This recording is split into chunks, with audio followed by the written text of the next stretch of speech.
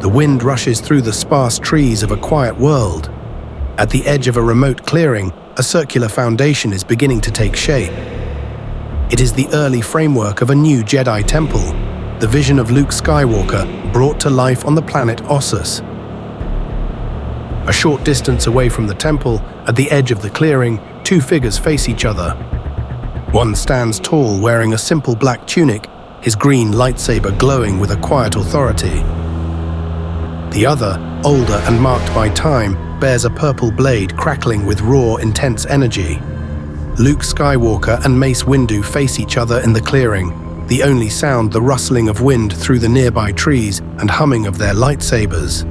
The air is thick with tension, the calm before a storm neither wants, but both are prepared to unleash. "This ends today, Skywalker," Windu says, his voice low and firm. "Vader is gone, but as long as you live, the threat to the galaxy remains." Luke does not move. "You're wrong, Master Windu. I am not my father." "You may not be Darth Vader, but you are still a Skywalker."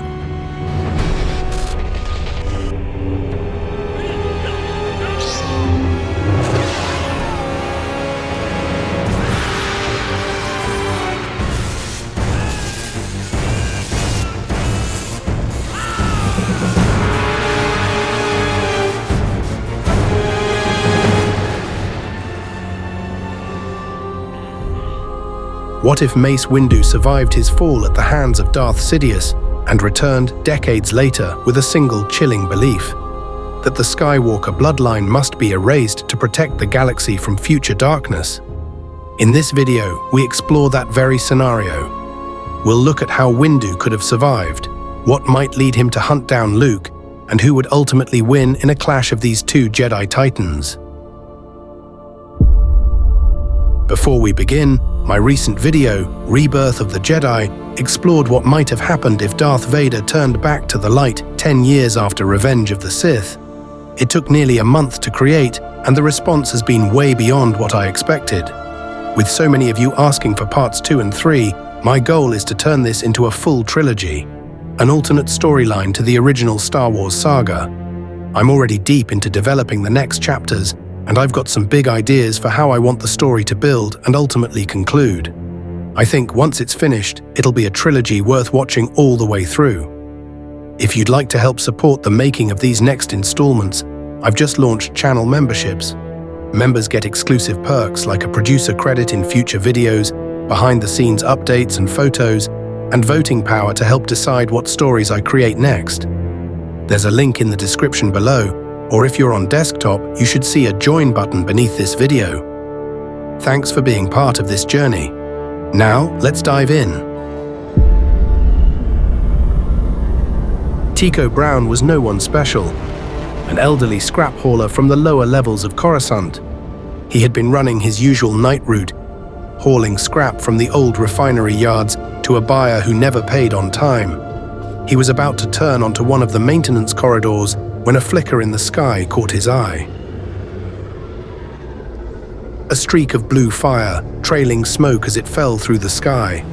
At first he thought it was a ship, or perhaps another blown-out speeder. But then he saw the shape, a figure of a man, and they were still moving. He heard the impact before he got there. A distant, sickening crunch, metal collapsing as the falling figure slammed into a rooftop. His first instinct was to keep going, pretend he hadn't heard it. But something gnawed at him. Against his better judgment, he hopped off his skid and moved toward the area of impact to check it out. He found the body laying in a pile of debris, smoke still curling from the man's cloak, one hand missing, and his face burnt and bloodied. His legs were bent at angles that made Tiko's stomach twist, but he was still breathing. "I don't know who you are," Tiko muttered, pulling him out from the wreckage. "but you have no business still being alive." Tiko was right. He shouldn't have been alive, and any normal man would have died instantly upon the impact. But of course, Mace Windu was no normal man. He was a Jedi Master, and a very powerful one at that. As Windu fell through the sky, he was still fully conscious and alert. He had managed to use the Force to both slow his descent and to shield himself. When he hit the rooftop, he went straight through, crashing through walls until finally he came to a stop in a pile of smoking debris in a back alleyway. His use of the Force was just enough to keep his body from totally crumbling from the impact. Tiko cleared off his sort bench, a long, hovering table used to sort through junk. Then carefully he moved the unconscious man onto it, the soft hum of its repulsor lift engines echoing through the alley as it hovered steady beneath the weight. Tiko then loaded him up on his rig and took him straight to Vera, a medic friend who owed him a few favors. She took one look at the man and cursed under her breath. Broken spine, crushed legs, third-degree burns, neural trauma, and that was just what she could see. Tiko stayed, watching as she stabilized him with old medkits and salvaged tech. The guy never woke up. He just laid there like a ghost, breathing slowly like the Force itself was the only thing keeping him tethered. Tiko and Vara continued to care for the stranger over the next several weeks, unsure if he'd ever wake up. He remained locked in a coma, unmoving, eyes shut tight, as if clinging to something deep within.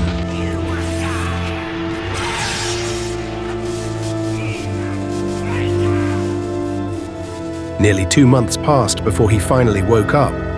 When he did, he was a shell of the man he had been before. The physical damage was extensive, movement was difficult, and his face was scarred. But the weight of what had happened, the fall of the Republic, the extermination of the Jedi, and Anakin's betrayal, cut deeper than any wound. Tiko asked him how he ended up in the sky, but he didn't prod much further. Mace didn't answer. He didn't say much of anything, but Tiko offered to let him stay until he had healed up enough to move around. That took time. When he finally left, Tiko didn't ask where he was going. He just said, Try not to fall on anybody next time. I'll try. Windu said with a small, pained smile, the first in a long time. And after thanking Tiko for everything, he left. In silence, far from the eyes of the Empire, he began to rebuild himself. What returned from the shadows years later was not the same Jedi Master. Mace Windu had survived, but something inside him had been broken. His clarity of vision and purpose had been distorted by pain, twisted by loss, and he became driven by a belief that the Skywalker bloodline, born of an unnatural power, had to be extinguished before the galaxy suffered again. Years passed. Windu watched from the shadows as the Empire rose, fell, and gave way to new hope. He heard whispers of a new Jedi, Luke Skywalker, Anakin's son, the one who defeated Vader, the one who spared him, who redeemed him, who now dared to rebuild the Jedi Order in the ruins of the past. To Windu, it wasn't hope, it was a warning. He believed Luke carried the same danger Anakin did, the same potential to be turned, to fall, to corrupt everything he touched. Maybe not today, maybe not tomorrow, but one moment of doubt, of fear, and the Skywalker bloodline could once again plunge the galaxy into darkness. He felt that while others in the galaxy recognized the need to stop Vader and the Empire, the threat of Vader's son was one that only he recognized. He felt a sense of duty, a sense of burden to take care of the issue before it even had a chance to begin. He followed Luke to Ossus, where the younger Jedi Master was rebuilding the Order. Luke was using ant droids to construct the first temple, a round stone structure, still incomplete, but already a symbol of renewal. Windu saw it as a monument to risk. He saw it as the beginning of another fall. Their meeting was brief. Windu confronted him on the edge of the construction site. There was no negotiation. Luke tried to speak reason and to resolve the conflict without violence. But Windu was resolute. He had already decided that this was the only way.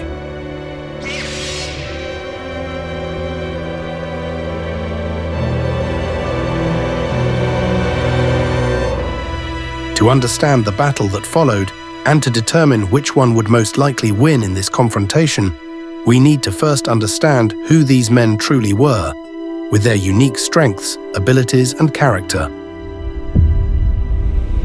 Mace Windu had been one of the most powerful Jedi of the Old Republic, second only to Yoda in wisdom and combat mastery. He had created Form 7 Varpad, a lightsaber form that channeled an opponent's dark energy and redirected it.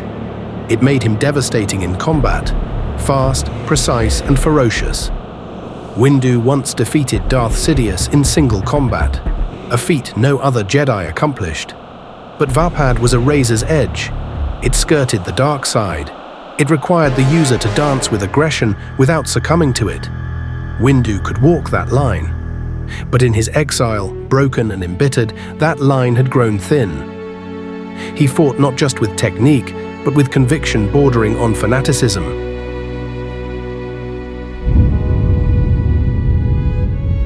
Luke Skywalker, by contrast, was the heir to legacy and tragedy. Trained by Obi-Wan and Yoda, scarred by war, tempered by compassion.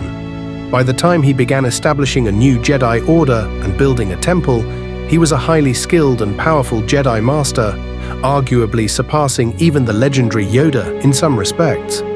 Luke's growth in power and understanding of the Force was rapid after the events of Return of the Jedi, fueled by his experiences and training. He was not the most aggressive duelist, but he was among the most powerful Force users in galactic history. He had resisted the dark side, even when it offered him everything.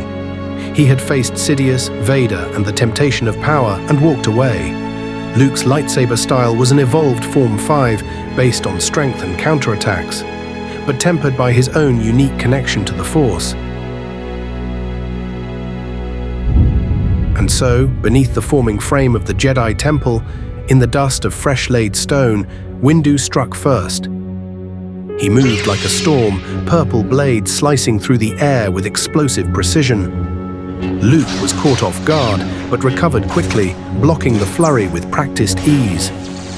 Construction droids scurried away as the sound of clashing lightsabers filled the air.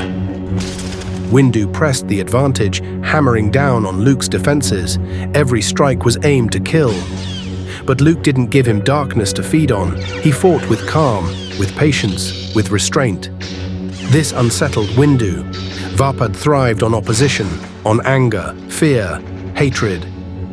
Luke gave it nothing. He redirected, he countered, he waited. Their blades clashed again and then separated. Windu breathed heavily as Luke lowered his saber.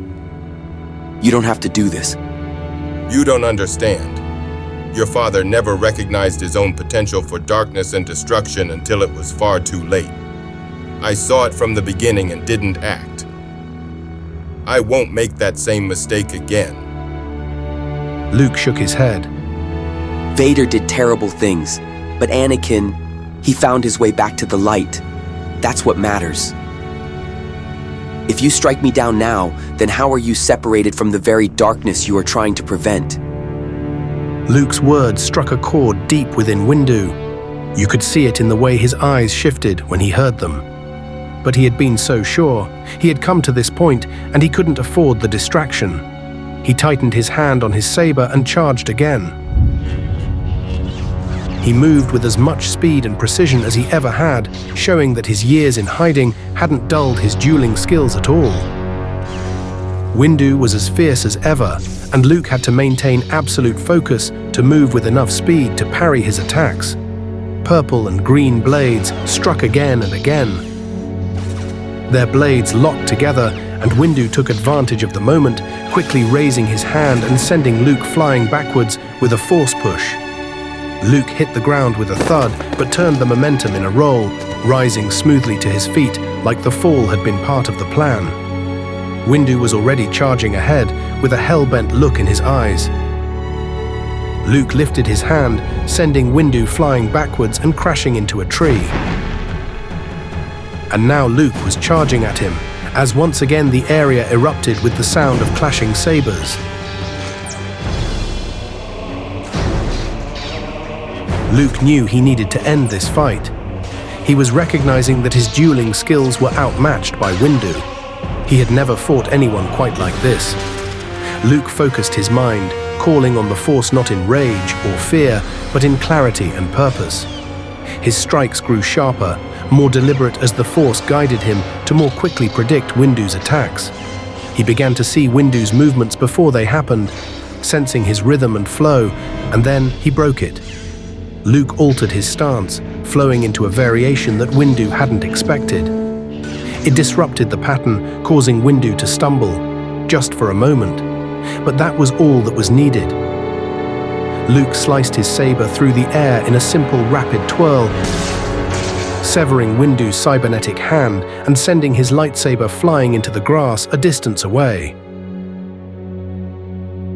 This was the last thing Luke had wanted, but it had become necessary. He had deliberately waited until Windu held his saber in his right hand and positioned himself precisely so he could avoid inflicting serious harm. And now 2 Skywalkers had taken the same hand. But as Windu fell to his knees, he sensed that this time was different. Anakin had taken his hand to defend a monster. Luke, however, had taken it to stop one. Himself. Luke had been right. In his desperation to undo the failures of the past, Windu had become blinded by fear and anger. He had grown so certain of what he needed to do to protect the galaxy from darkness, never realizing that same darkness had begun to creep into his own heart. Windu stared down at the ground as Luke stepped closer, standing over him. And Windu wasn't surprised when the finishing strike never came. Luke didn't press the attack, he simply stood there, calm, steady, radiating the quiet strength only a true Jedi could possess. Windu sat still, breathing hard, still looking at the ground. A storm of emotions churned within him: anger, confusion, shame, and at the same time, a great sense of relief. As if after all the years he was finally experiencing clarity again. Luke deactivated his lightsaber. I'm here to rebuild, to learn from the past, not to repeat it. I'm not Darth Vader's son. He paused, a deeper seriousness settling over his expression, as if what he was about to say was the truth Mace Windu truly needed to hear. I'm the son of Anakin Skywalker. There was weight behind Luke's words, a subtle reprimand, not just for Windu's actions, but for the rigid, dogmatic lens through which he had once viewed Anakin. Windu said nothing. He remained kneeling, his breathing ragged, eyes fixed on the ground, and then slowly he looked up and into Luke's eyes. I know that now. Somehow, in facing Luke, something in him shifted. The fire that had driven him this far flickered out. Without a word, Luke offered his hand. And slowly Windu reached up and took hold of it, standing back to his feet. You know, I see your mother in you. Windu said as he began to brush himself off. You look like her, A small grin formed on his face. but you fight like your father.